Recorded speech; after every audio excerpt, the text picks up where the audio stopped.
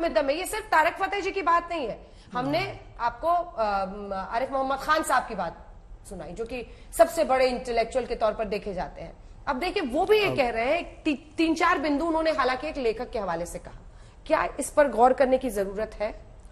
नहीं, गौर करने की ज़रूरत तो हमेशा रहती है। मैं क्योंकि एक मदरसा एक प्रोजेक्ट अप्रूवल बोर्ड है जिसमें मदरसा आधुनिकरण की एजुकेशन दी जाती है, मैं उससे भी जुड़ा हुआ हूँ और उसमें 1.5 लाख टीचर्स हैं।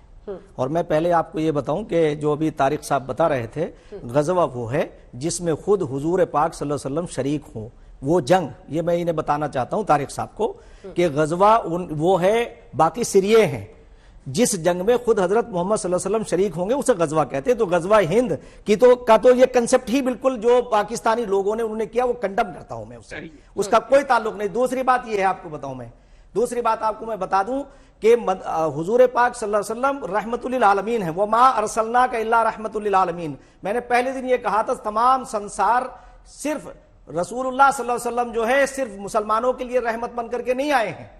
इश्क हो जाए किसी से कोई चारा तो नहीं, कौम मुस्लिम पे मोहम्मद का इजारा तो नहीं। तो ये बात जो है हजरत मोहम्मद सल्लल्लाहु अलैहि वसल्लम को सिर्फ मुसलमानों से जोड़ करके बात कहना और उनकी एजुकेशन से जोड़ना, ये घोर निंदनीय है। मैं तो आज ये कहना चाहता हूं कि तमाम संसार एक नरो नारी की संतान, एक ईश्वर का परिवार है। संसार का पहला ग्रंथ वेद है और अंतिम ज्ञान कुरान है, दोनों का मूल एक है। एको ब्रह्म द्वितीय नास्ते नेहना नास्ते किंचन, वादउला शरीक, वन गॉड विदाउट सेकंड, अव्वल अल्लाह नूर उपाय कुदरत के सब बंदे, एक ही नूर से सब जग उपजे, कौन भले कौन मंदे, अल्हम्दुलिल्लाहि रब्बिल आलमीन। हम उस अल्लाह की तारीफ करते हैं जो अल्लाह सारे आलमों का पालने वाला है। हम भी मदरसों के पढ़े हुए, प्रथम राष्ट्रपति इस देश का मदरसे का स्टूडेंट था। हाँ, इसकी गुंजाइश है कि एक ऐसा निजाम जरूर होना चाहिए कि जो सिलेबस पढ़ाया जाता है वो ऐसा हो जो आधुनिकरण से ताल्लुक रखता हो। ये कैसे ताकि होगा? मदरसों में पढ़ने वाले बच्चे, कैसे होगा? इसकी पहल कौन करेगा? हाँ, सरकार करे, कौन करे? मैंने ये कह रहा हूं, मैं तो जिस दिन से इन्होंने ये किया, ये कहा कि ये रसूलुल्लाह की आइडियोलॉजी नहीं है। देखिए, सरतन से जुदा वो रसूल जिसने अपने खानदान के कातिलों को, अंजना जी माफ किया हो, हिंदा जिन्होंने हुजूर के चचा का कलेजा चबाया था, तो उनसे ये बस इतना कहते थे कि मेरे सामने जब तुम आती हो तो मुझे अपने प्यारे चचा याद आ जाते हैं, मेरी तरफ से मुंह उधर कर लिया करो। और अबू सुफियान जो उनका बड़ा कातिल, उनके खानदान का कातिल था, उन्हें माफ किया। उस रसूल के ऊपर जो रसूल रहमत है, मुझे अफसोस है इस बात का कि मुसलमान उस रसूल के नाम पे लेकर के गर्दनें काट रहे। इनका उस इस्लाम की आइडियोलॉजी से ताल्लुक नहीं है। मैंने पहले दिन ये कहा था कि ये इस्लाम से खारिज है, उनका कोई ताल्लुक नहीं है इस्लाम से। जो बदअमली की बात करते हैं, जो किसी को नुकसान पहुंचाने की बात करते हैं, उनका इस्लाम से कोई ताल्लुक नहीं है। अब एक बात और कहना चाहता हूं कि सियासी तौर से मुसलमानों को 50-70 साल में जो है वोट बैंक बना के रखा। आज अगर एक सरकार आई है, एक जो बगैर भेदभाव के काम कर रही है, मैं ये बात कह सकता हूं कि आज मुसलमानों को कोई शिकायत नहीं है। अगर अंजना जी, सबसे बड़ी बात एक ये है कि अंजना जी, आपने हमारी बहन होने के नाते आप किसी भी एंकर से, पुरुष से कम नहीं है। और मैंने ये यानी नरो नारी के जो ये सेक्स सिलेक्शन के ऊपर मेरा यूनाइटेड नेशंस के साथ हमने काम किया।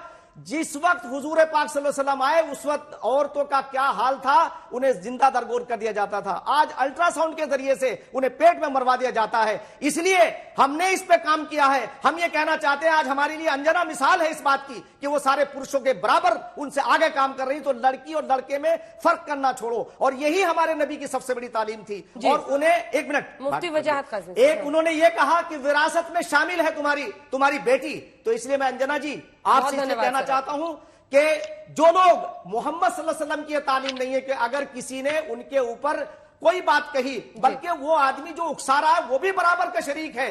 अगर नुपुर शर्मा ने ये स्टेटमेंट दिया तो वो कतई गर्दन काटने के लायक नहीं है। और जिन लोगों ने यह नारा लगाया है, इस्लाम से कोई ताल्लुक नहीं है, मैं एज एक विद्यार्थी के, एक मुफ्ती के ये भी कहना चाहता हूं कि ये इस्लाम से खारिज है। और जो भी ऐसा कर रहा है, और एक बात अंजना जी कहना चाहता हूं कि ये लोग फेल हो गए हैं सियासी तौर से, कि आज प्रधानमंत्री या आज की सरकार कहां भेदभाव हो रहा है? कोई भेदभाव नहीं हो रहा है। काज़मी साहब, दो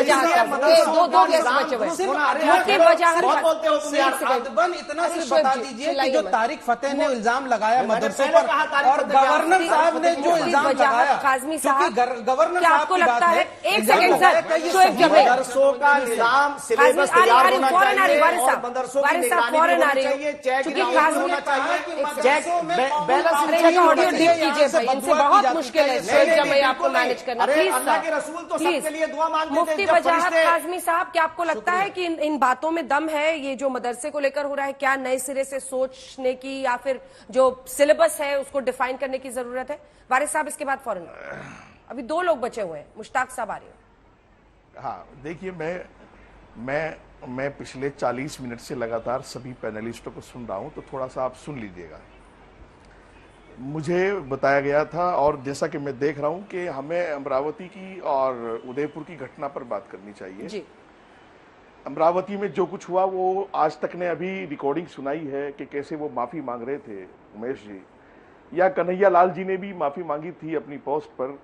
मुझे इस बात का अफसोस रहेगा जिंदगी भर कि कैसा मतलब माफ करने वाला मजहब और कैसा रहमतुल लिल आलमीन नबी जो हमें अल्लाह ताला ने अता फरमाया, उस नबी के नाम पर ऐसे हमारे मुल्क में ऐसे 2 इंसानों को कत्ल कर दिया गया जो खुद से माफी मांग रहे थे।